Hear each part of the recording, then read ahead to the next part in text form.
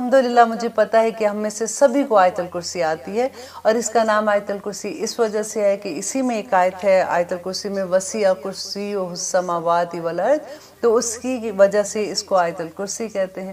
نبی صلی اللہ علیہ وسلم نے اب دعا کرتے ہیں کہ اللہ سبحانہ تعالیٰ ہمیں یہ پڑھتے پڑھتے اسی آیت کے بدلے میں اللہ سبحانہ تعالیٰ ہمارے لیے جنتوں کے راستے آسان کر دے، کیونکہ صحابہ نے نبی صلی اللہ علیہ وسلم سے یہ پوچھا تھا کہ آپ مجھے کوئی ایسی آیت بتائیں جس کے پڑھنے سے قیامت کے دن میرے اور جب میری موت واقع ہو کہ میرے موت کے اور جنت کے درمیان کوئی چیز حائل نہ ہو اور میں مرتے سیدھا جنت الفردوس میں چلا جاؤں۔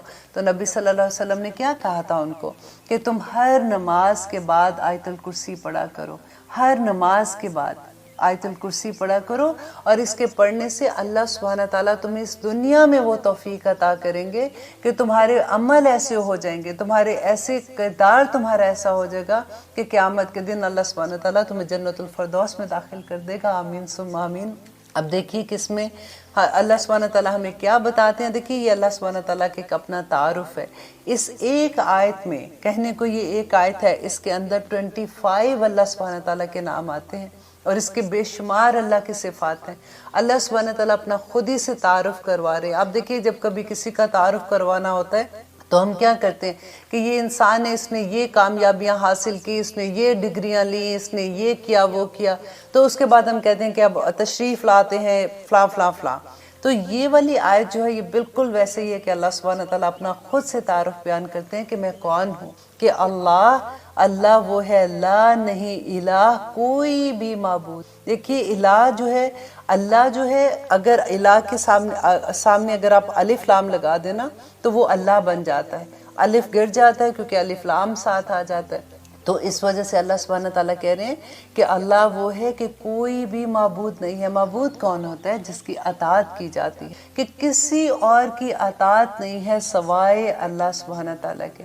دیکھیے کفار جو مکہ تھے ان کی کوئی پرابلم نہیں تھی، وہ جہاں بتوں کو سجدہ کرتے تھے وہ ایک اللہ کو بھی سجدہ کر سکتے تھے، لیکن وہ اللہ کی اطاعت نہیں کرنا چاہتے تھے۔ بالکل اسی طرح سے جیسے قرآن پاک کا پورا آپ دیکھیں سبجیکٹ یہ نہیں ہے کہ اللہ کو مانو، اللہ کو تو سارے ہی مانتے ہیں، اللہ کو ایک مانو پہ پرابلم ہو جاتا ہے سب کو کہ اللہ کو ایک نہیں مانتے۔ تو یہاں پہ وہی بات ہے کہ اللہ وہ ہے، لا الہ الا ہوا، مگر وہی ہے، نہیں ہے کوئی معبود مگر وہی، الحی القیوم، اور وہ زندہ رہنے والا اور قائم رہنے والا ہے۔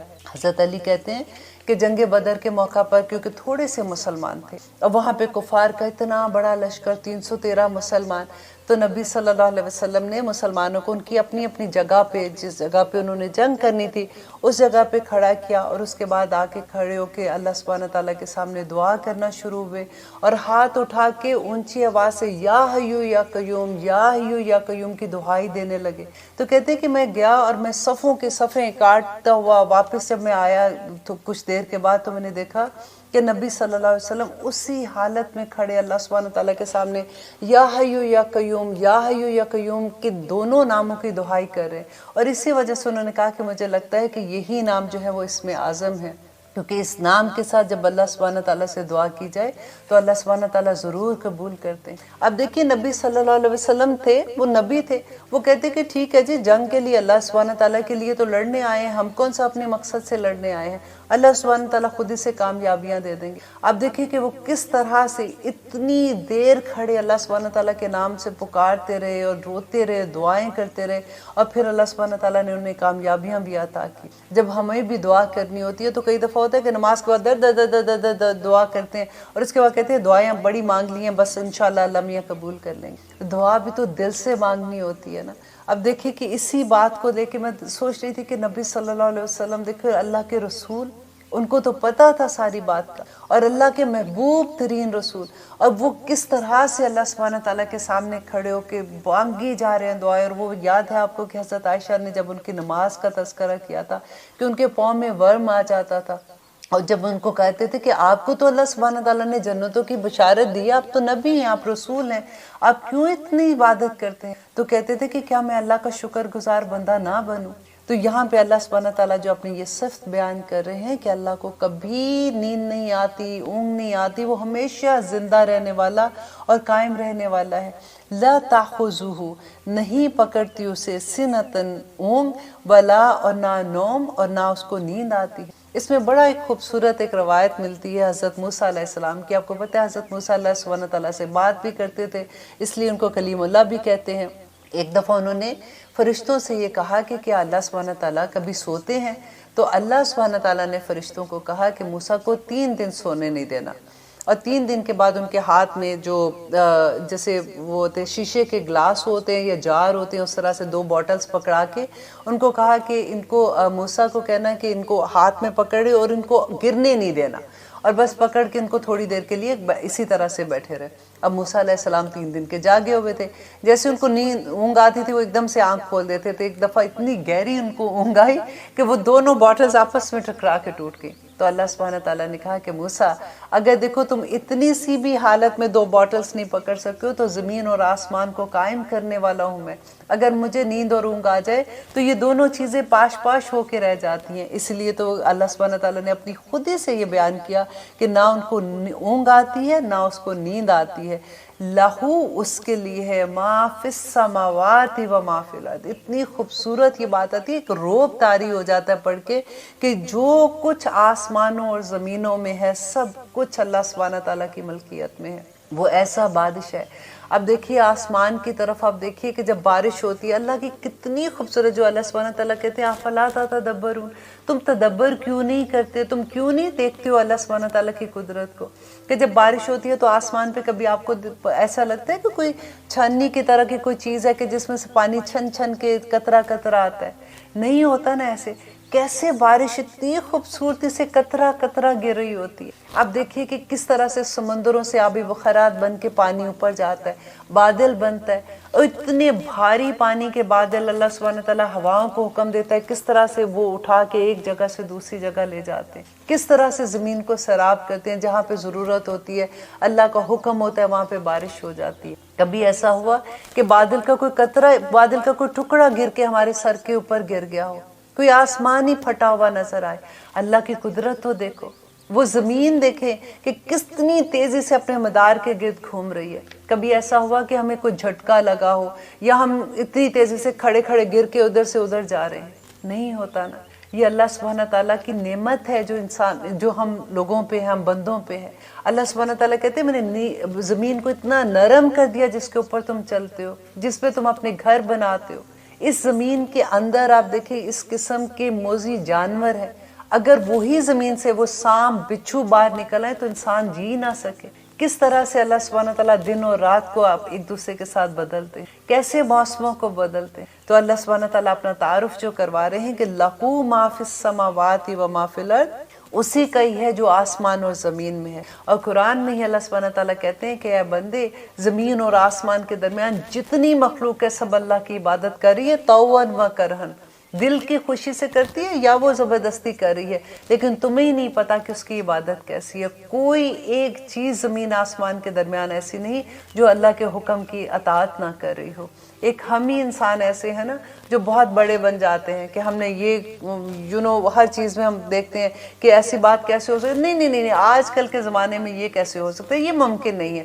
اب ہم جاب پہ جاتے ہیں، صبح سے شام تک تو ہم کام کرتے ہیں، تھک جاتے ہیں، اب نمازوں کا وقت بیچ میں آئے گا تو کیسے نماز پڑھیں گے؟ اگر ہم جاب ایسی جگہ پہ کریں، ہمارے باس کو ہم کیسے کہیں گے کہ ہم نے نماز پڑھنی ہے؟ ہم اسکول میں ہیں تو ہم نماز کیسے پڑھیں گے؟ ہم کتنے بہانے ہم لوگ کرتے ہیں۔ اور اللہ سبحانہ تعالیٰ ہمیں یہی بتا رہے ہیں کہ آسمان اور زمین کے درمیان جتنی مخلوق ہے سوائے انسان تمہارے، کیونکہ اللہ سبحانہ تعالیٰ نے انسان کو مکمل اختیار دیا ہے۔ لا اکراہ فی الدین بھی آگے آئے گی، وہ بھی آئے کہ اللہ سبحانہ تعالیٰ نے انسان کو اتنا اختیار دیا کہ وہ اپنی مرضی کے ساتھ اللہ کا حکم مانے، اور یہی ہماری آزمائش ہے۔ یہی اسی لیے اللہ سبحانہ تعالیٰ نے یہ جو زندگی میں اور موت کے درمیان کا جو وقفہ دیا ہے نا، یہ اسی آزمائش کے لیے دیا ہوا ہے۔ آگے اللہ سبحانہ تعالیٰ دیکھیے اس بات میں کتنا غصہ بھی ہے اور کتنی حیرت بھی ہے کہ اللہ کہہ رہے ہیں من ذا الذی، کون ہے جو یشفع، اس سے سفارش کر سکے، عندہ، اس کے پاس، الا باذنہ، مگر اسی کے اذن سے۔ کسی کی اتنی ہمت ہے کہ اللہ کے سامنے کھڑا ہو کے اسے سفارش کر سکے؟ ابھی دیکھیے ابھی تک ہم نے سورۃ بقرہ کی جتنی بھی آیات پڑھی ہیں 3 دفعہ یہی سبجیکٹ آیا کہ ابھی ہم نے پچھلے میرا خیال ہے جو ہم نے پچھلا پروگرام کیا تھا اس میں بھی یہی آیت تھی کہ لا یشفعوا، کہ نہیں ہے کوئی سفارش، اللہ سبحانہ تعالیٰ فرما رہے تھے کہ نہ کوئی دوستی ہوگی اس دن اور نہ کوئی سفارش ہوگی. اور اسی طرح سے پچھلی بھی 2 آیات میں اللہ سبحانہ تعالیٰ نے بار بار یہی بیان کر دیا. اور یہاں پہ اللہ سبحانہ تعالیٰ کہہ رہے ہیں کہ کون ہے جو اللہ کے سامنے سفارش کر سکے گا؟ جس کو تم لوگ کہتے ہو کہ یہ بت سفارش کر دیں گے، یا یہ انسان میری سفارش کرے گا، یا یہ اولیاء جا کے میری طرف سے سفارش کریں گے. کوئی سفارش نہیں کر سکتا سوائے اس کے جس کو اللہ اجازت دے دے. بخاری کی وہ حدیث ہے جس میں لوگ جب قیامت کے دن ہوگا تو صرف اس لیے کہ اللہ سبحانہ تعالیٰ سے وہ اس دن کا حساب شروع کر دیں، سب سے پہلے آدم علیہ السلام کے پاس جائیں گے. پھر وہاں سے آدم علیہ السلام کہیں گے کہ میں نہیں کر سکتا ہوں، تم جاؤ، جا کے تم اس کے پاس جاؤ، ابراہیم علیہ السلام کے پاس جاؤ، پھر موسیٰ کے پاس جائیں، پھر عیسیٰ کے پاس جائیں. اسی طرح سے وہ ہر نبی کے پاس سب لوگ آئیں گے اور آ کے یہ درخواست کریں گے کہ اللہ سبحانہ تعالیٰ سے یہ درخواست کرے کہ کسی طرح سے یہ دن سٹارٹ ہو جائے. آدم علیہ السلام، پھر نوح علیہ السلام، پھر ابراہیم علیہ السلام، عیسیٰ، پھر موسیٰ علیہ السلام. اسی طرح سے ہر نبی کے پاس آتے آتے جب ہر کوئی انکار کر دے گا کہ نہیں آج کے دن، اور وہ نفسی نفسی اپنی اپنی جان کی ان کو پڑی ہوگی، اور وہ کہیں گے کہ نہیں تم، آخر میں کہیں گے کہ نبی صلی اللہ علیہ وسلم کے پاس جاؤ، وہ سفارش کریں گے. تو نبی صلی اللہ علیہ وسلم کے پاس جب لوگ آئیں گے تو وہ اس وقت جائیں گے، اور اللہ سبحانہ تعالیٰ کے خود نبی صلی اللہ علیہ وسلم کہتے ہیں کہ میں اللہ کے عرش کے نیچے جا کے سجدے میں گر جاؤں گا. ان کی بھی اس وقت ہمت نہیں ہوگی، سجدے میں گر جاؤں گا اور رو رو کے اللہ سبحانہ تعالیٰ سے دعا کروں گا. اور میں اس وقت وہ کلمات ادا کروں گا جو آج سے پہلے میں نے وہ کلمے نہیں ادا کیے ہوں گے، وہ اللہ سبحانہ تعالیٰ ہی مجھے سکھائیں گے. اور وہ اللہ سبحانہ تعالیٰ کے وہ سجدے میں اس وقت تک گرے رہیں گے جب تک اللہ اجازت نہیں دیں گے ان کو سر اٹھانے کی. اور ان کو کہا جائے گا کہ آپ سر اٹھائیے اور آپ مانگیے، آپ کیا مانگتے. اور نبی صلی اللہ علیہ وسلم جب سفارش کریں گے لوگوں کے لیے تو اللہ سبحانہ تعالیٰ ان کو گروہ پیپل دیں گے جن کو آلریڈی چنا ہوگا کہ یہ ان کو لے کے جنت میں چلے جائیں. نبی صلی اللہ علیہ وسلم کہتے ہیں کہ وہ ان لوگوں کو لے کے جا کے جنت کے دروازے تک وہ خود چھوڑ کے آئیں گے، اور 3 دفعہ ایسے کریں گے. جب وہ واپس آئیں گے تو اتنے لوگ ابھی پیچھے ہوں گے، وہ پھر عرش کے نیچے جائیں گے اور سجدے میں گر جائیں گے، اور رو رو کے اللہ سبحانہ تعالیٰ سے ہمارے لیے دعا مانگیں گے. اور پھر اللہ سبحانہ تعالیٰ اسی طرح سے ان کو کہیں گے کہ کہیے کیا مانگتے ہیں. اور پھر وہ گروہ پیپل جائیں گے اور ان کو وہ اللہ سبحانہ تعالیٰ بتائیں گے اور وہ ان کو لے کے جنت پہ جائیں گے. اور نبی صلی اللہ علیہ وسلم خود بیان کرتے ہیں کہ جب میں تیسری دفعہ واپس آؤں گا تو پھر صرف بیک میں وہی لوگ رہ جائیں گے جنہوں نے شرک کیا ہوگا، اور وہ لوگ رہ جائیں گے جن کو قرآن نے روکا ہوگا. یہ غور کرنے کی بات ہے کہ جس کو قرآن نے روکا ہوگا اس کو نبی صلی اللہ علیہ وسلم کہتے ہیں کہ میری سفارش بھی کام نہیں آ سکے گی وہاں پہ. اور قرآن خود قرآن میں کہتے ہیں کہ وہ اللہ سبحانہ تعالیٰ سے جھگڑا کرے گا کہ یا رب العالمین ان لوگوں نے مجھے دنیا میں چھوڑ دیا تھا. قرآن کو چھوڑنا کیا ہے کہ قرآن پہ عمل کرنا چھوڑ دیا تھا، جو احکامات قرآن میں ہیں ان پہ ماننا چھوڑ دیا تھا. کیونکہ ہم تو اتنے بڑے بن جاتے ہیں نا کہ ہماری عقلیں اتنی بڑی ہو جاتی ہیں. اور اللہ سبحانہ تعالیٰ آگے کہتے ہیں کہ من ذا الذی یشفع عندہ الا باذنہ یعلم، وہ جانتا ہے ما بین ایدیہم، جو ان کے سامنے ہے. اب اللہ سبحانہ تعالیٰ پہ اپنی ایک اور صفت بیان کرتے ہیں کہ اللہ سبحانہ تعالیٰ تو وہ بھی جانتے ہیں جو انسان کے دل کے اندر ہے. آپ دیکھ رہے ہیں قرآن میری زندگی، ہم کر رہے ہیں آیت الکرسی الحمدللہ. اب اللہ سبحانہ تعالیٰ اپنی ایک اور صفت بیان کر رہے ہیں کہ یعلم، وہ جانتا ہے ما بین ایدیہم، جو ان کے ہاتھوں میں ہے، یعنی جو وہ کر رہے ہیں جو سامنے ہے، وما خلفہم، اور جو ان کے پیچھے ہے، ولا یحیطون، اور نہیں وہ سب احاطہ کر سکتے، بشیء، کسی بھی چیز کا، من علم ہی، اس کے علم سے، الا بما شاء، مگر صرف وہی جو وہ چاہتا ہے. دیکھیے اللہ سبحانہ تعالیٰ، جیسے ہم اکثر یہ بات ہوتی ہے کہ ہمارے یہاں پہ فرشتے ہیں، کرامن کاتبین ہیں جو لکھتے ہیں، لیکن ہمارے دل کے اندر جو بات ہوتی ہے وہ یہ فرشتے بھی نہیں جانتے. اللہ سبحانہ تعالیٰ نے ہمیں بتایا نا کہ تمہارے زبان سے کوئی لفظ ادا نہیں ہوتا کہ یہ اچک لیتے ہیں لکھنے کے لیے. लेकिन हमारे दिलों के अंदर जो बात होती है वो सिर्फ हमारा रब जानता है। और अल्लाह सुब्हानहू तआला यहाँ पे कह रहे हैं कि जो तुम पीछे, अगर क़यामत के दिन भी इंसान जब अल्लाह सुब्हानहू तआला के सामने खड़े होगा, सिफारिश हो रही होगी, सिफारिश किसकी करते हैं? आप देखिए आज की दुनिया में भी आप देखें कि अगर किसी पोस्ट पे किसी को भेजना है और आप किसी को जानते हैं तो आप कहोगे कि देखिए तुम तो नहीं जानते हो इस बंदे को, लेकिन इसमें ये क्वालिटीज़ हैं, मेरे ख्याल में ये जॉब के लिए बेहतर है क्योंकि मैं इसको जानता हूँ, तुम इसको जॉब पे रख लो। इसी तरह से सिफारिश होगी ना। लेकिन अल्लाह सुब्हानहू तआला आगे ये बयान कर रहे हैं कि वो भी जानते हैं, उसके पास कौन सिफारिश करेगा कि नहीं अल्लाह सुब्हानहू तआला ये बंदा ऐसे था, इसको माफ़ कर दे।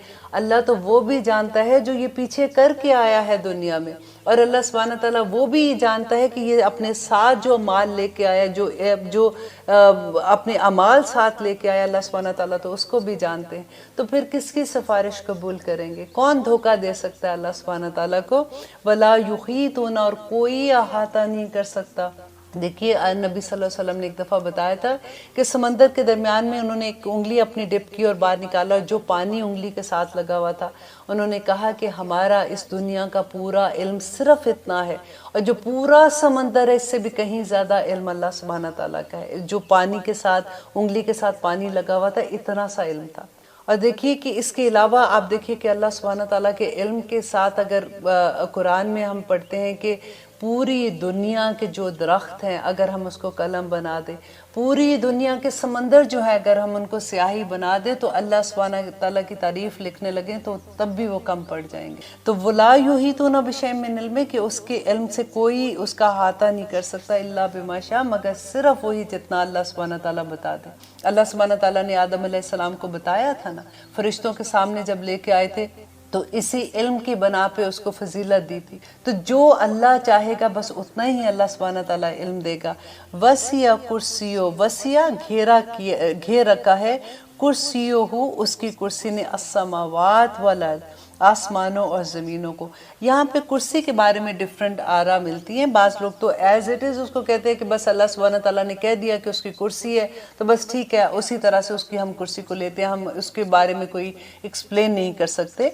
लेकिन कुछ उलमा ने इसका इस तरह से कहा है कि अल्लाह सुब्हानहू तआला के इख्तियारात, कुर्सी का मतलब अल्लाह ताला के इख्तियार, उसका इक़्तिदार, उसकी कुदरत जो है वो आसमान और ज़मीनों, और यही बात सही भी लगती है कि वो आसमान और ज़मीनों पर छाई हुई है। वला, और नहीं यऊदुहु, और नहीं थकाती हिफ्ज़ुहुमा, इन दोनों की हिफाजत उसको, वहुवल अलियुल अज़ीम, और वो बहुत बुलंद और अज़ीम है। अल्हम्दुलिल्लाह, ये इतनी खूबसूरत आयत है कि इसके बारे में एक और मैं बल्कि आपको हदीस सुनाती हूँ कि अबू हुरैरा कहते हैं कि इसी तरह से नबी सल्लल्लाहु अलैहि वसल्लम ने उनको किस माल था उसके ऊपर उन्होंने कहा कि तुम बैतुल माल पे अब हिफाजत के लिए बिठाया। तो उन्होंने देखा कि रात को एक लड़का है, जवान लड़का है, वो आया और आके अपनी चादर भर भर के माल लेने लगा। तो उन्होंने उसको जाके पकड़ा और उन्होंने कहा कि ये तुम क्या कर रहे हो? तो उसने कहा कि एक कोई बहुत गरीब है, मैं उसके लिए उसके बच्चे हैं, उनके पास खाने का कुछ नहीं है, तो मैं उसके लिए ये माल लेके जा रहा हूँ। उसने झूठ बोला। तो हज़रत अबू हुरैरा ने ये सोचा कि ये भी माल गनीमत माल है, जिसमें से ज़कात का माल है, जिसमें देना है, तो चलो ये लेके जा रहा है तो कोई बात नहीं। सुबह जब उसने नबी सल्लल्लाहु अलैहि वसल्लम को बताया तो उन्होंने कहा कि ये शैतान था और वो अब वहाँ से वो माल ले गया, तो अगली दफ़ा तुम आएगा तो तुम उसको पकड़ लेना। तो नेक्स्ट टाइम जब वो आता है तो वो फिर वापस ऐसे ही माल इकट्ठा करता है। तो अबू हुरैरा उसको पकड़ते हैं, तो जाके उसको कहते हैं कि चलो तुम मेरे साथ नबी सल्लल्लाहु अलैहि वसल्लम के पास। तो कहता है कि देखो तुम मुझे छोड़ दो, मैं गरीब आदमी हूँ। फिर वो एक दर्दनाक स्टोरी सुनाता है, देखो मैं तुम्हें एक ऐसी आयत के बारे में बताता हूँ कि अगर तुम उसको पढ़ोगे तो कोई शैतान और कोई जिन तुम्हें नुकसान नहीं दे सकेगा। तो उसने भी यही आयतुल कुर्सी के बारे में उसको बताया कि ये पढ़ लोगे तो कभी भी कोई शैतान या जिन तुम्हारे सामने नहीं आएगा। इसके अलावा अभी रिसेंट कुछ सालों की बात है कि सीरिया के एक मुहद्दिस थे, उनको सजाए मौत हुई और वो जेल में थे। एक दफ़ा वो जेल तोड़ के भागे और आके उन्होंने सऊदी हुकूमत से पनाह ली और वहाँ पे आके वो हदीस का इल्म पढ़ा रहे थे। तो एक उनके साथ जो हदीस पढ़ाते थे वो बयान करते हैं कि मैंने एक दफ़ा देखा कि हम सीढ़ियाँ चढ़ रहे हैं, अभी 2-3 सीढ़ियाँ चढ़ी तो उनको अस्थमा जैसे होता है, उनको सांस आना शुरू हो गया। تو انہوں نے پوچھا، انہوں نے کہا کہ دیکھیں آپ تو جیل توڑ کے بھاگے، آپ اتنے بہادر تھے تو آپ تو 2 سیڑھیاں نہیں چڑھ سکتے. تو انہوں نے کہا کہ میں کہاں جیل توڑ کے بھاگنے والوں میں سے ہوں، یہ تو کوئی اللہ کا ہی کرم ہو گیا، کیونکہ میں جیل میں اللہ سبحانہ تعالیٰ کا نام جو یا حیو یا قیوم برحمتک استغیث پڑھا کرتا تھا، اور میں لا الہ الا انت سبحانک انی کنت من الظالمین پڑھا کرتا تھا، اور اللہ سبحانہ تعالیٰ نے مجھ پہ اتنا کرم کیا، اور میں سجدے میں جا کے سورۃ نمل کی وہ جو آیت ہے اما یجیب المضطر وہ پڑھا کرتا تھا. تو جیل کے حکام نے آ کے مجھے کہا کہ ہم نے آپ کے یہاں سے جیل میں سے بھاگنے کا انتظام کیا، آپ یہاں سے بس بھاگ جائیے. میرے میں اتنی طاقت کہاں تھی؟ دیکھیے اللہ سبحانہ تعالیٰ کے انعام اتنے طاقت والے ہیں. جب کبھی پریشانی ہو، جب کبھی مشکل ہو، آیت الکرسی پڑھ کے اللہ سبحانہ تعالیٰ سے دعا کریں. اس میں اللہ سبحانہ تعالیٰ کے اتنے نام ہیں، اور اللہ سبحانہ تعالیٰ کی اتنی عظیم ترین، کیونکہ نبی صلی اللہ علیہ وسلم نے بتا دیا کہ یہ سب سے عظیم صورت ہے، تو پھر ہمیں عظیم آیت ہے، تو پھر ہمیں اس کے علاوہ اور کیا چاہیے؟ اس کے علاوہ اب دیکھیے کہ آگے آیت الکرسی کے بعد کیا آتا ہے کہ لا اکراہ فی الدین، دین میں کوئی زبردستی نہیں ہے. یہ اکثر یہ بات جب آپ داعی دین بنتے ہیں نا تو آپ یہ آیت ضرور آپ کو لوگ سنائیں گے کہ دیکھو ہم دین میں کوئی، اللہ سبحانہ تعالیٰ نے خود ہی کہہ دیا کہ دین میں کوئی زبردستی نہیں ہے، تو ہمیں زیادہ نہ بتائیے. لیکن یہ بات جو ہے کہ دین میں داخل ہونے کے لیے کوئی زبردستی نہیں ہے. آپ کسی کو زبردستی اسلام میں داخل نہیں کر سکتے ہو، لیکن جب وہ دین کے اندر آ جاتے ہیں تو پھر تو حدیں لگ جاتی ہیں. پھر ایسا نہیں ہو سکتا کہ ابھی تو اسلامک کنٹری نہیں ہے نا، اسلامک حکومت نہیں ہے، تو اس طرح کی بات ہم نہیں کہہ سکتے ہیں. لیکن اگر اسلامک حکومت ہوتی ہے اور کوئی یہ کہہ دے کہ لا الہ الا اللہ محمد رسول اللہ، اور وہ نماز نہ پڑھے، اور وہ گھر کے اندر وہ جو مرضی کرتا ہے، باہر آ کے اگر وہ کہتا ہے نہیں میں نے نماز نہیں پڑھنی، اس پہ تو حد قائم ہو جائے گی. اور اس کے علاوہ دیکھیے اگر جو چوری کرتے ہیں اس پہ حد ہے، جو زنا کرتے ہیں اس کے اوپر حد ہے. اور اگر آپ اسلام کے اندر آ جاتے ہیں، دیکھیے اگر وہ یہ بالکل وہی بات ہے، آپ کہیں جاب کے لیے جاتے ہیں، آپ اپلیکیشن فل کرتے ہیں، اب آپ نے اگر وہ جاب آپ نے سٹارٹ کر لیا، آپ کو وہ بلاتے ہیں، آپ کا انٹرویو کرتے ہیں، آپ کو جاب پہ رکھ لیتے ہیں، پھر تو آپ کو وہی کام کرنا ہے نا جو آپ جاب میں ریکوائرمنٹ ہے آپ کی. اب یہ تو نہیں ہوگا کہ اب میں کسی کو ہائر کر رہی ہوں فار ایگزامپل گھر کے کام کے لیے، اور میں جا کے کسی اور کی نوکرانی سے جا کے یہ پوچھوں کہ تم نے یہ کام کیوں نہیں کیا.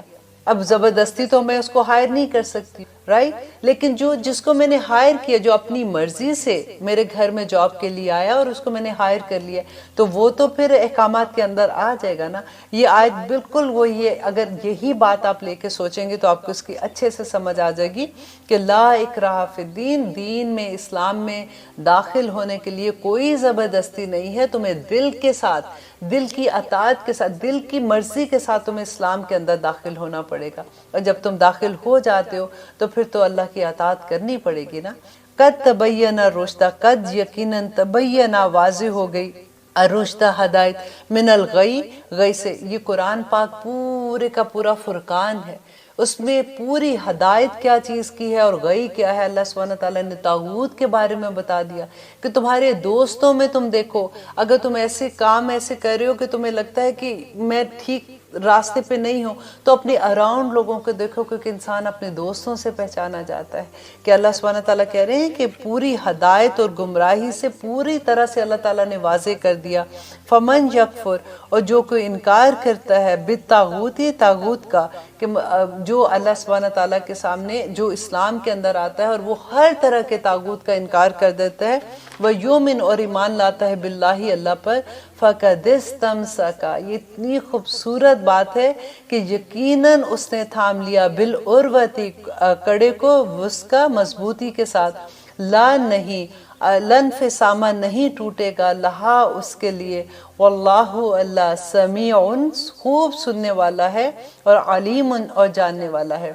یہاں پہ اللہ سبحانہ تعالیٰ کہہ رہے ہیں کہ جس نے انکار کر دیا تمام طاغوت کا، تمام لوگوں کا، وہ لوگ جو اللہ سبحانہ حدود سے، طاغوت ان کو بھی کہتے ہیں جو حد سے نکلے ہوئے لوگ ہوتے ہیں، یا شیطان بھی کہہ سکتے ہیں، باطل عقیدہ رکھنے والے کہہ سکتے ہیں. ہر وہ چیز جو اللہ سبحانہ تعالیٰ کے احکامات سے باہر نکلی ہوئی ہے، وہ اس کا انکار کرتا ہے اور وہ ایمان لے آتا ہے اللہ سبحانہ تعالیٰ پر، تو وہ بالکل ایسے ہی ہے جس طرح سے اس نے ایک مضبوط کڑے کو پکڑ لیا اور نہیں ٹوٹے گا لہا اس کے لیے۔ اور یہ اللہ کا وعدہ ہے کہ جب تم اللہ سبحانہ تعالیٰ پہ اتنا یقین کرتے ہو، اللہ سبحانہ تعالیٰ پہ ایمان لے آتے ہو اور ہر معاملہ اللہ سبحانہ تعالیٰ پہ لے کے آتے ہو، تو وہ کیسے تمہیں نا امید کرے گا؟ اللہ تو سننے والا بھی ہے۔ دیکھیے پھر اپنی جو صفت اللہ سبحانہ تعالیٰ یہاں پہ لے کے آتے ہیں کہ سننے والا بھی وہی ہے، کیونکہ ہر کوئی تمہاری اگر کوئی درد ہے تو ہر کوئی تمہاری درد نہیں سنے گا، اور بعض لوگ تو تمہیں جانتے بھی نہیں ہیں، تمہارا درد جو سننے والا ہے، کیونکہ اللہ سبحانہ تعالیٰ تو 24 گھنٹے تمہیں دیکھ رہا ہے، جو تمہیں سننا ہے وہ جاننے والا بھی ہے کہ تم پہ ظلم ہوا ہے اور تمہیں اس وقت کتنی اس کی ضرورت ہے۔ تو اس ہستی کو، سمیع علیم کو اگر تم چھوڑ کے کسی اور کے پاس جاؤ گے تو تم کیسے کامیاب ہوگے؟ واللہ، اللہ ولی دوست ہے، الذین ان لوگوں کا، آمن جو ایمان لائے۔ یہ اتنی خوبصورت بات ہے کہ جیسے ہم پڑھتے ہیں نا، ہم دعا مانگتے ہیں فاطر السماوات والارض انت ولی فی الدنیا والآخرہ توفنی مسلما والحقنی بالصالحین، مانگا کرے یہ دعا کہ یا رب العالمین اس دنیا اور آخرت میں تو ہی بس میرا ایک ولی ہے، میرا کوئی اور دوست نہیں ہے۔ اگر میں پریشان ہوں تو میں تیرے پاس ہی اپنا دکھ لے کے آؤں گی، اگر میں گھبرائی ہوئی ہوں تو نے ہی مجھے امن دینا ہے، تو نے ہی میرے دل کو چین دینا ہے۔ اور کیونکہ میں نے تیری رسی مضبوطی سے تھام لی، میں نے تیرا کڑا مضبوطی سے پکڑ لیا اللہ سبحانہ تعالیٰ، اور آپ کا تو یہ وعدہ ہے کہ جو اللہ کا کڑا مضبوطی سے پکڑ لے گا اللہ تعالیٰ کبھی اس کو نا امید نہیں کریں گے۔ اور اللہ تو ولی ہے، دوست ہے ان لوگوں کا جو ایمان لے آئے، جنہوں نے اطاعت کر لی دل سے، یخرجونہم، پھر دیکھیے کتنی خوبصورت بات ہے کہ وہ نکالتا ہے ان کو من الظلمات، اندھیروں سے، الی النور، نور کی طرف لے کے آتا ہے۔ اگر کئی دفعہ انسان دیکھیں پوری زندگی کئی دفعہ انسان اتنے غلط کام کرتا ہے اور اللہ سبحانہ تعالیٰ اس کو توفیق دے دیتے ہیں توبہ کی، اور وہ اسی لیے کہتے ہیں کہ اگر آپ کسی کو غلط کام کرتے دیکھیں، کام غلط کو آپ برا سمجھے، اس بندے سے کبھی نفرت نہ کرے، یو نیور نو کہ اللہ سبحانہ تعالیٰ کب اس کو توفیق دے دے اور وہ توبہ کر لے، کیونکہ اللہ کا وعدہ ہے کہ جو دل سے توبہ کرتا ہے اللہ سبحانہ تعالیٰ اس کے پورے گناہ معاف کر دیں گے، الحمدللہ۔ اور اللہ سبحانہ تعالیٰ اس کو یہ توفیق عطا کریں گے کہ وہ نیکی کے ایسے ایسے کام کرے گا کہ اللہ سبحانہ تعالیٰ جنتوں کے راستے میں اس کو پہنچا دیں گے۔ اور یہی وعدہ جو اللہ سبحانہ تعالیٰ نے کیا ہے ادھر وہی ہے کہ اللہ سبحانہ تعالیٰ اس کو ظلمات سے، اندھیروں سے نکال کے نور کی طرف لے آئے گا۔ والذین، وہ لوگ جو کفروا، جنہوں نے کفر کیا، دیکھیے یہ بہت ڈر والی بات ہے کہ اب وہ بات ہو رہی ہے کہ جس کو اللہ سبحانہ تعالیٰ، جو کلمہ پڑھ کے، جنہوں نے اللہ کو مان لیا اور اس کے باوجود اگر وہ انکار کرتے ہیں اور وہ اولیاءہم طاغوت، اور وہ طاغوت کو اپنا دوست بناتے ہیں، وہ ایسے لوگوں کے ساتھ ان کی دوستی ہیں جو اللہ کے حکموں کی کھلے عام نفی کرتے ہیں۔ اب دیکھیے کئی دفعہ لوگ کہتے ہیں کہ نہیں ہم کسی کو برا نہیں کہ برا، اگر آپ کو کوئی کھلے عام برائی کرتا وہ نظر آتا ہے تو آپ تھوڑا اس سے راستہ علیحدہ کر لیں۔ اب کیا کر سکتے ہیں آپ؟ اگر کئی دفعہ ہوتا ہے ہم کسی کو کوئی بات کہتے ہیں تو وہ آگے سے ایسے لگتا ہے کہ لڑ پڑے گا یا وہ کہے گا کہ تمہیں کیا پرابلم ہے، تو کم از کم ہم تو ان لوگوں کے ساتھ نہ ملے۔ اب بھی کئی دفعہ ایسی پارٹیز ہوتی ہیں جہاں پہ آپ کو پتہ ہے کہ اللہ سبحانہ تعالیٰ کے احکامات کی کھلے عام نافرمانی ہے، آپ ایسی پارٹیز میں نہ جائیں۔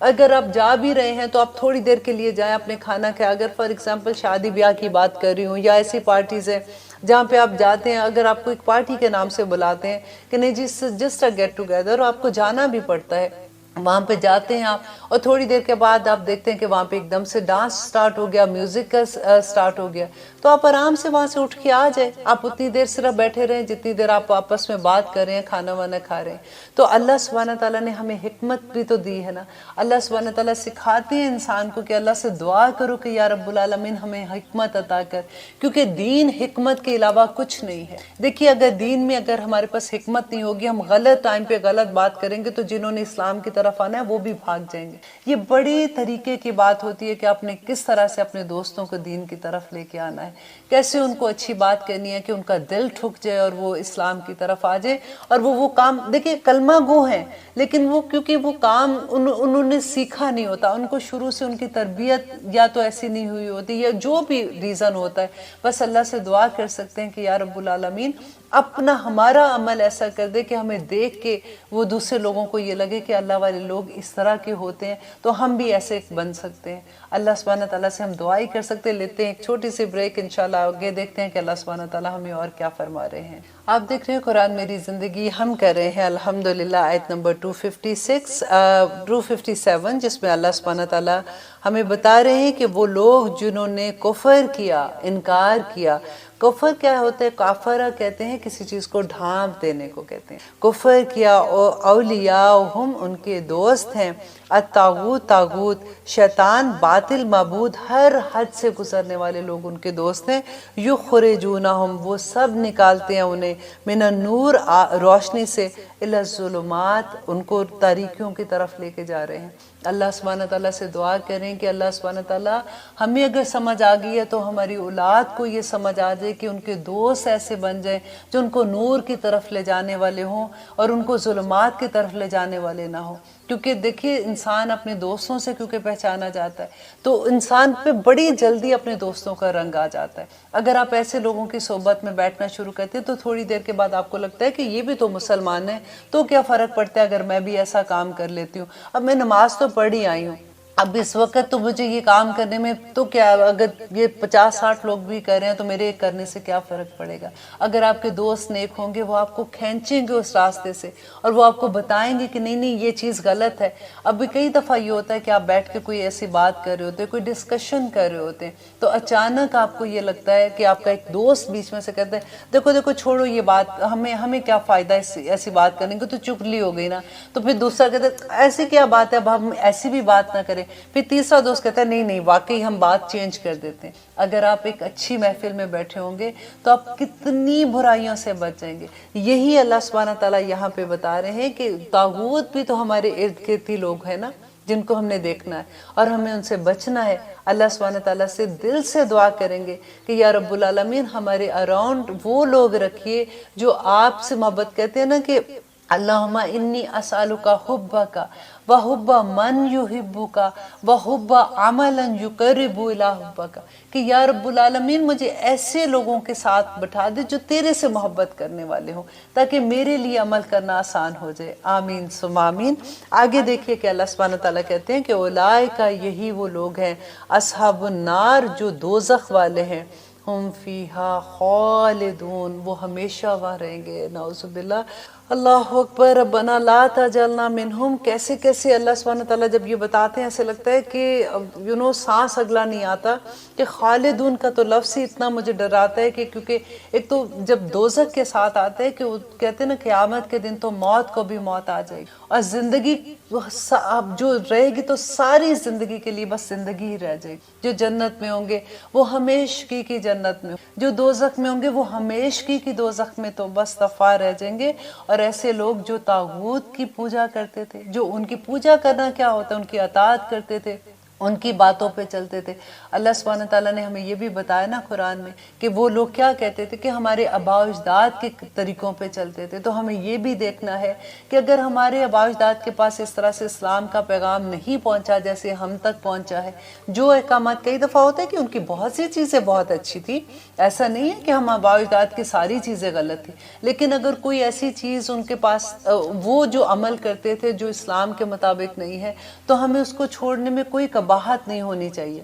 ہمیں یہ نہیں سوچنا چاہیے کہ کیا میرے دادا ایسا غلط کرتے تھے، کیا میرے نانا غلط کرتے تھے، کیا میری نانی غلط کرتی تھی۔ اگر وہ غلط کرتے تھے تو آپ اپنے آپ کی اصلاح کیجئے، کیونکہ ہمارے سامنے جب قرآن کھلتا ہے تو جو اللہ سبحانہ تعالیٰ کے احکامات ہمارے سامنے آتے ہیں ہمیں وہی سننے ہوتے ہیں۔ اور پھر اللہ سبحانہ تعالیٰ آگے کہتے ہیں، دیکھیے اصحاب النار کے بارے میں جب بات ہوتی ہے تو سورت جب ہم پڑھتے ہیں سورت ملک، اس میں آپ آج جب پڑھیں گے نا تو آپ غور سے اس آیت پہ رک کے اس کا ترجمہ ضرور پڑھیے گا۔ اذا القوا فیہا سمعوا لہا شہیقا وہی تفور تکاد تمیز من الغیظ کلما القی فیہا فوج سألہم خزنتها الم یاتکم نذیر قالوا بلی قد جاءنا نذیر فکذبنا فقلنا ما نزل اللہ من۔ دیکھیے اتنا ڈر لگتا ہے اس آیت کو. آج آپ پڑھ کے اس کا ترجمہ دیکھیے کہ اللہ سبحانہ تعالیٰ بتاتے ہیں کہ جب ان کے پاس ایک دوزخ کا ایک نقشہ بتایا ہوا ہے کہ چنگاڑ رہی ہوگی, چیخ رہی ہوگی لوگوں کو دیکھ کے, اور وہ جب لوگوں کو فرشتے گھسیٹ کے اس کی طرف لے کے جا رہے ہوں گے تو وہ حیران ہو کے پوچھیں گے کہ کیا تمہارے پاس کوئی نبی نہیں ڈرانے کے لیے آیا تھا؟ کیا کسی نے تمہیں نہیں بتایا تھا کہ دوزخ ہوگی؟ اور وہ لوگ کیا جواب دیں گے؟ آگے کہیں گے قولو, وہ کہیں گے بھلا قد جاءنا نذیر, کہ آیا تھا ہمارے پاس ڈرانے والا. ہم نے کیا کہا تھا؟ فکذبنا, تو ہم نے جھٹلا دیا اس کو. وقلنا, اور ہم نے کہا ما نزل اللہ من شیء, کہ اللہ نے کچھ ایسے نازل نہیں کیا. ایسی باتیں اللہ سبحانہ تعالیٰ کو فرق نہیں پڑتا ایسی باتیں کہنے کے. اب کیا اللہ سبحانہ تعالیٰ اتنی چھوٹی چھوٹی باتوں کو لے کے بات کریں گے؟ ایسا کچھ نہیں ہونے والا. پڑھیے گا. اسی لیے نبی صلی اللہ علیہ وسلم ہر روز رات کو سورۃ ملک پڑھتے تھے کہ یہ ایک ریمائنڈر ہوتا ہے. ہر روز بندہ جب پڑھتا ہے کہ اللہ سبحانہ تعالیٰ ہمیں جنت الفردوس والا بنا دے, ہمارے بغیر حساب کتاب کے ہمیں جنت الفردوس میں داخل کر دے. آمین ثم آمین. اب آگے دیکھیے کہ ایک واقعہ بیان ہو رہا ہے کہ اللہ سبحانہ تعالیٰ کہہ رہے ہیں نبی صلی اللہ علیہ وسلم سے کہ علم, کیا نہیں, تارا, آپ نے دیکھا, الذی, اس شخص کی طرف, حاجہ, جو جس نے جھگڑا کیا, ابراہیم سے, فی ربہ, اس کے رب کی طرف, اس کے رب کے لیے. اب یہاں پہ جو بات ہو رہی ہے یہ واقعہ بیان کر رہے ہیں جو ابراہیم اور نمرود کا واقعہ ہے. یہ واقعہ میں آپ کو پہلے بھی سنا چکی ہوں. اس کو آگے انشاءاللہ آج اس کے واقعے کے بعد بتاؤں گی کہ حضرت ابراہیم کا واقعہ آپ کو یاد ہے کہ ان کو آگ میں پھینک دیا گیا تھا, کیسے آگ ٹھنڈی ہو گئی تھی. لوگوں نے کیا کیا تھا کہ ابراہیم علیہ السلام ایک خدا کو مانتے تھے, لوگوں کو کہتے تھے کہ دیکھو تم بتوں کی پوجا نہ کرو. ایک دن کیا ہوا تھا کہ وہ سارے لوگ مل کے, ان کا ایک رواج ہوتا تھا کہ ایک دن وہ اپنا کھانا پکاتے تھے اور بتوں کے آگے رکھ جاتے تھے اور ایک بڑے سے میدان میں چلے جاتے تھے, وہاں جا کے کھیل تماشا کرتے تھے اور رات کو وہ کھانا لیتے تھے اور آ کے وہ کہتے تھے اب یہ کھانا ہمارا مبارک ہو گیا, کیونکہ بتوں کے پاس چھوڑا ہوتا تھا. تو جس دن وہ جا رہے تھے تو حضرت ابراہیم علیہ السلام کو بھی پورا شہر کیونکہ جا رہا تھا, انہوں نے کہا کہ چلو, تو انہوں نے کہا کہ میری طبیعت ٹھیک نہیں ہے, مجھے بخار ہے, یہ جو بھی وٹ ایور, انہوں نے بہانہ کیا اور یہ پیچھے رہ گئی.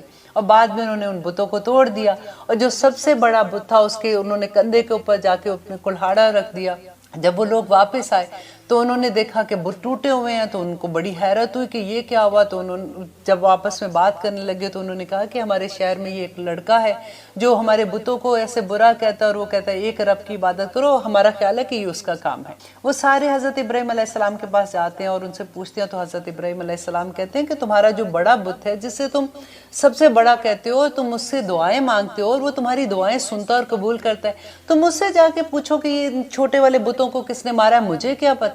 اور ان کو دیکھیں کس طرح سے حضرت ابراہیم علیہ السلام کی بھی کس طرح سے, کیوں اللہ سبحانہ تعالیٰ ان کو خلیل اللہ کہتے ہیں, کیسے وہ پھر ان کو سزا کے طور پہ انہوں نے آگ میں پھینکا اور پھر اس کے بعد جیسے وہ باہر نکل آئے. تو یہاں پہ جو واقعہ بیان کیا جا رہا ہے, جب یہ واقعہ ہوا تو اس زمانے میں نمرود جو بادشاہ تھا, جب اس کو پتہ چلا ابراہیم علیہ السلام کو, کیونکہ نمرود سمجھتا تھا کہ میں خدا ہوں, اب میرے سے بڑا کون ہے, تو جب اس کو پتہ چلا کہ یہ ایک لڑکا ہے جو ایک اور خدا کی بات کرتا ہے, وہ کہتا ہے کہ یہ سارے خدا جھوٹے ہیں اور ایک ہی اللہ ہے, تو وہ اس کو بلاتے ہیں اور اس سے بات کرتے ہیں. اب یہاں پہ ان کا مقالہ ہے کہ کس طرح سے وہ دونوں ایک دوسرے سے بات کر رہے ہیں کہ اللہ سبحانہ تعالیٰ بتا رہے ہیں کہ جب وہ حاجہ کہتے ہیں ایسے جھگڑے کو جو دلائل کے ساتھ بیان کیے جاتے ہیں کہ ابراہیم کے ساتھ فی ربی, اس کے رب کے بارے میں, ان کے آتاہ اللہ, کے عطا کیا تھا اللہ نے اسے, الملک و بادشاہی, کہ من نمرود کو اللہ سبحانہ تعالیٰ نے بادشاہی دی تھی اور وہ اتنا مغرور ہو گیا تھا کہ وہ سمجھتا تھا وہی خدا ہے. تو وہ ابراہیم علیہ السلام سے وہ جھگڑا کیا کر رہا تھا کہ تم کہتے ہو کہ تمہارا رب کون ہے, تم مجھے اس کے بارے میں بتاؤ. اس قولا, جب کہا ابراہیم نے, ربی, میرا رب, الذی, وہ ہے جو یحیی, جو زندہ کرتا ہے, وہ یمیتو, اور موت دیتا ہے. کہ ابراہیم علیہ السلام کو جب اس نے پوچھا کہ تم کون سے خدا کی بات کرتے ہو, تو اس نے کہا کہ میرا رب وہ ہے جو زندگی بھی دیتا ہے اور موت بھی دیتا ہے. قولا, کہا, کس نے, نمرود نے, انا, میں زندگی دیتا ہوں, وہ امیتو, اور میں مارتا ہوں. کہ میں, یہ کون سی بڑی بات ہے کہ میں زندگی دے سکتا ہوں اور میں بھی مار سکتا ہوں. اور اس میں اس نے کیا کیا کہ ایک بندے دو آدمی تھے جن کو سزائے موت ہو گئی تھی، ان دونوں کو بلایا، ان میں سے ایک کو حکم دیا کہ اس کا سر قلم کر دو، ایک کو مار دیا، اور دوسرے کو کہا کہ اس کو تو سزائے موت تھی، موت کا اس کا تھا وقت، لیکن اس کو میں زندگی دیتا ہوں، چلو تم جاؤ، تمہیں میں نے زندہ چھوڑ دیا۔ اس نے کہا اس میں کیا بڑی بات ہے، تم کہتے ہو کہ تمہارا اللہ جو ہے وہ زندگی و موت دیتا ہے، تو وہ تو میں بھی دے دیتا ہوں۔ حضرت ابراہیم نے بحث کرنے کے بجائے ایک دم سے بات چینج کی، اور انہوں نے کہا قالا، ابراہیم علیہ السلام نے قالا کہا، ابراہیم نے فَإِنَّ اللَّهَ بے شک اللہ یأتی وہ لاتا ہے بالشمس سورج کو، من المشرقی مشرق سے، فاتی بس تو لیا بہا اس کو، من المغربی مغرب سے لیا۔ اب ابراہیم علیہ السلام نے اتنی بڑی جب دلیل دے دی کہ ٹھیک ہے یہ پوری کائنات تو اللہ سبحانہ تعالیٰ کی ہے، اور اللہ کی مخلوق ہے یہ سورج و چاند، اللہ نے جس مخلوق کو جس کام سے لگایا ہوا ہے وہ اسی طرح سے صبح نکلتی ہے، رات کو غروب ہوتی ہے۔ اگر تو کہتا ہے کہ تو رب ہے تو سورج کو مغرب سے نکال لا۔ فبہتا، اور بس وہ حیران رہ گیا، الذی وہ جس نے کفرا، جس نے کفر کیا تھا، جس نے اپنے آپ کو خدا کہا تھا، وہ حیران رہ گیا اس بات سے، لیکن اس کو ہدایت نہیں ملنی تھی، اس نے نہیں ماننا تھا، اس میں عنایت نہیں تھی، تو اس نے کہا واللہ اللہ لا یہدی نہیں ہدایت دیتا القوم قوم کو، ظالمین ظالموں کو۔ یہاں پہ اللہ سبحانہ تعالیٰ خود ہی سے آگے بیان کرتے ہیں کہ اللہ ان کو ہدایت نہیں دیتا جو ظلم کرتے ہیں، جو خود ہی اپنے آپ کو خدا بنا بیٹھے تھے۔ آپ کو یاد ہے کہ اللہ سبحانہ تعالیٰ پہلے جب موسیٰ علیہ السلام کا فرعون کے ساتھ جو مقالہ اللہ سبحانہ تعالیٰ نے قرآن میں کہا تھا، تو موسیٰ علیہ السلام کو اس نے کیا کہا تھا کہ انا رب ہوں، میں رب ہوں، تم کس رب کی بات کر رہے ہو؟ تو اللہ سبحانہ تعالیٰ نے کیسے غرق کر دیا تھا، اور رہتی دنیا تک اس کو اللہ تعالیٰ نے ایک نشانی بنا دیا۔ اور آگے اللہ سبحانہ تعالیٰ ایک اور قصہ بیان کر رہے ہیں کہ او کالذی، یا اس طرح سے جو مرا گزرا۔ ایک اور قصہ کیا تھا کہ یہ حضرت عزیر علیہ السلام کا قصہ بیان ہو رہا ہے۔ یہاں پہ اتنا مزہ آتا ہے جب آپ قرآن پڑھتے ہیں نا، تو ایک سٹوری کی طرح پتہ چلتا ہے، اور ہر سٹوری سبق ہمیں دیتی ہے کہ کس طرح سے اللہ سبحانہ تعالیٰ کہتے ہیں کہ وہ لوگ جو نہیں مانتے اللہ سبحانہ تعالیٰ کو، وہ کیسے اللہ سبحانہ تعالیٰ وہ بستیوں کی بستیاں ختم کر دیتے ہیں اور اس سے بہتر لوگ لے آتے ہیں۔ اب یہاں پہ کیا تھا کہ حضرت عزیر ایک بستی کے پاس سے گزرتے ہیں، وہ دیکھتے ہیں کہ وہ پوری بستی تباہی، یروشلم کا علاقہ تھا۔ آپ کو یاد ہے میں نے آپ کو بتایا تھا کہ کس طرح سے بخت نصر تھا، وہ جو ایک بادشاہ تھا، اس نے آ کے کس طرح سے پورے شہر کو تباہ کر دیا، اور پورے ان لوگوں کو اپنا غلام بنا کے لے گئے، پوری بستی کو اس طرح سے کر دیا تھا کہ جیسے یہاں پہ کوئی رہتا ہی نہیں ہے۔ حضرت عزیر وہاں سے گزرے تو انہوں نے جب دیکھا تو انہوں نے بڑے حیران ہوئے، انہوں نے کہا کہ یہ تو ایسی بستی تھی جہاں پہ لوگ اتنا آباد تھے، تو یہ اللہ سبحانہ تعالیٰ قیامت کے دن اس کو کیسے واپس زندہ کرے گا؟ ان کے دل میں یہ خیال آیا تھا۔ تو اللہ سبحانہ تعالیٰ یہاں پہ وہ پورا قصہ بیان کرتے ہیں کہ کس طرح سے اللہ سبحانہ تعالیٰ نے اپنی حکمت بتائی، اللہ سبحانہ تعالیٰ نے اپنی بتایا کہ کس طرح سے قیامت کے دن اللہ سبحانہ تعالیٰ قبروں سے لوگوں کو کیسے نکالیں گے، اور کیسے وہ اللہ سبحانہ تعالیٰ کے سامنے کھڑے ہو کے اپنے اعمال کا جواب دیں گے۔ او یا کلذی، اس کی طرح جو مرہ گزرا، علی قریۃ ایک بستی پر، من حضرت عزیر گزرے تھے، وہی یا اور وہ حاویتن گری پڑی تھی، علی عروشہا اپنی چھتوں پر، قولا کہا، انا کیسے یحیی وہ زندہ کرے گا، ہذہ اسے اللہ بعد موتہا اس کی موت کے بعد، مینز اس کے اجڑ جانے کے بعد۔ اللہ سبحانہ تعالیٰ وہ حیران ہو کے نہیں، جیسے بندہ سوچتا کہ یا رب العالمین یہ بستی تو بالکل ہی اجڑی ہے، اس کو کیسے اللہ سبحانہ تعالیٰ قیامت کے دن دوبارہ سے یہ جو لوگ ہیں ان کو کیسے زندہ کرے گا؟ تو پھر اللہ سبحانہ تعالیٰ کہتے ہیں فَأَمَاتَهُ اللَّهُ، تو پس اللہ نے ان کو موت دے دی۔ کتنی، کیسے موت دی؟ فَأَمِيَتَ آمین، 100 سال کے لیے اللہ سبحانہ تعالیٰ نے ان کو موت دے دی۔ ثم پھر بعثہ، پھر زندہ کیا انہیں، قولا کہا، کم لبستا کہ تو کتنی دیر ٹھہرا ایسے، قولا کہا، لبستو میں ٹھہرا رہا، یومن ایک دن، او بعد یوم یا دن کا کچھ حصہ۔ اب 100 سال کے بعد جب اللہ سبحانہ تعالیٰ نے ان کو دوبارہ سے زندہ کیا تو اللہ فرشتوں نے ان سے پوچھا کہ تم کتنی دیر اس حالت میں رہے ہو؟ تو اب وہ جواب کیا دیتے ہیں، کیونکہ جس وقت ان کو موت آئی تھی اس وقت وہ دن کا وقت تھا، اب جب وہ دوبارہ سے اٹھایا جا رہا ہے تو وہ رات کا وقت تھا، تو انہوں نے یہ سوچا کہ وہ دن کا ہی کچھ حصہ، یا اتنے وقت میں زندہ میرے اوپر موت کا وقت آیا ہوگا۔ تو اللہ سبحانہ تعالیٰ کہتے ہیں قولا کہا، بل لبستا بلکہ تو رہا، 100 آمین 100 سال، فنظر، اور اب وہ حیران ہو گئے کہ یہ 100 سال میں کیسے مردہ حالت میں رہا. تو اب اللہ سبحانہ تعالیٰ ان کو بتا رہے ہیں فنظر، پس دیکھ الی طعامکا، اپنے کھانے کی طرف، و شرابکا، اور اپنے پینے کی طرف، لم نہیں یتسنہ، کہ وہ نہیں بدبودار ہوا. یتسنہ کہتے ہیں جو بدبودار پرانا کھانا جیسے ہوتا ہے. تو اللہ سبحانہ تعالیٰ اس کو دکھا رہے ہیں کہ دیکھو یہ تمہارا کھانا جو تم ساتھ لے کے آئے تھے یہ ابھی تک نہیں گلا سڑا، تم اس کو دیکھو کہ کیسے یہ ابھی تک تر و تازہ ہے. وانظر، اور دیکھ الی حمارکا، اپنے گدھے کی طرف، وَلِنَجْعَلَكَ، تاکہ ہم بنائیں تجھے، آیت نشانی للناس، لوگوں کے لیے.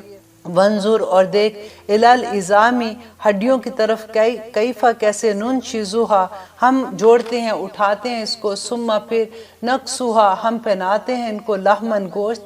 فلما، پس جب، تبینہ، خوب واضح ہو گیا، لہو، اس پر، قالا، کہا، عالم، میں جانتا ہوں، ان اللہ، بے شک اللہ، علی کل شیء قدیر. یہ اتنا خوبصورت، یہ پورے قرآن میں اتنی دفعہ آتا ہے نا کہ جب بھی اللہ سبحانہ تعالیٰ سے بہت محبت کا احساس ہوتا ہے نا تو ایک دم سے جیسے دل پہ ہاتھ رکھ کے بندہ کہ اللہ میاں آپ تو علی کل شیء قدیر، ہر چیز پر قادر ہے، میری کوئی قدرت ہی نہیں، میں تو کچھ بھی حیثیت نہیں ہے میری. تو وہی بات اللہ سبحانہ تعالیٰ یہاں پہ لے کے آ رہے ہیں کہ جب اس نے یہ دیکھ لیا، کیونکہ دیکھیے اللہ سبحانہ تعالیٰ نے ان کو دکھایا کہ دیکھو یہ تمہارا کھانا تھا، کس طرح سے یہ اسی طرح سے گلا سڑا نہیں. اور جو ان کے ساتھ ایک ان کا تھا گدھا تھا، اس کا دیکھا کہ ہڈیاں اس کی گلی سڑی ادھر ادھر پڑی ہوئی ہیں. ہوا کو حکم دیا، انہوں نے ہڈیوں کو اکٹھا کیا، اس کے اوپر گوشت آ گیا، اس کے اوپر ان کی سکن آ گئی، اور پورا جیتا جاگتا ایک گدھا بن گیا. تو اللہ سبحانہ تعالیٰ نے ان کو دکھائی وہ نشانی اور کہا کہ دیکھو میں تمہارے لوگوں کے لیے تمہیں ایک نشانی بنانا چاہتا ہوں کہ کس طرح سے اس طرح اللہ سبحانہ تعالیٰ قیامت کے دن بھی قبروں سے کیسے لوگوں کو اکٹھا کرے گا، اور کیسے لوگ سور کی جب کہتے ہیں سور پھونکا جائے گا تو لوگ اتنے مانوس ہوں گے اس آواز سے کہ اس آواز کی طرف بھاگے جائیں گے، کہ ان کو کوئی ایسا نہیں ہوگا کہ ان کو نہیں پتا ہوگا، وہ پہلے سے اسے مانوس ہوں گے اور وہ بھاگے جائیں گے اور اپنی اس میدان کی طرف چلے جائیں گے جہاں پہ ہمارے اعمال کا ہمیں جواب دینا ہوگا.